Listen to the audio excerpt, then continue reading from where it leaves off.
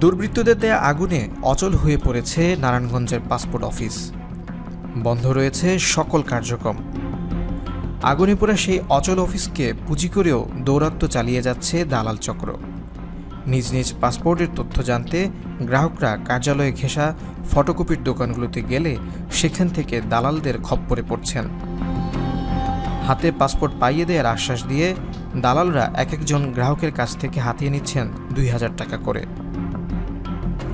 অনেকে নিরুপায় হয়ে সরল বিশ্বাসে দালালদের হাতে টাকাও দিচ্ছেন, আবার সচেতন গ্রাহকদেরকে এর প্রতিবাদও করতে দেখা গেছে। জানা গেছে, কোটা ইস্যুতে ভর করে দুর্বৃত্তরা নারায়ণগঞ্জের পাসপোর্ট অফিসে ব্যাপক হামলা চালায়। ৪তলা ভবনের প্রতিটি তলাতেই দেয়া হয়েছে আগুন। এতে ধ্বংসস্তূপে পরিণত হয়েছে নারায়ণগঞ্জের পাসপোর্ট অফিস। গত ১৮ জুলাই দিবাগত রাতে এবং ১৯ জুলাই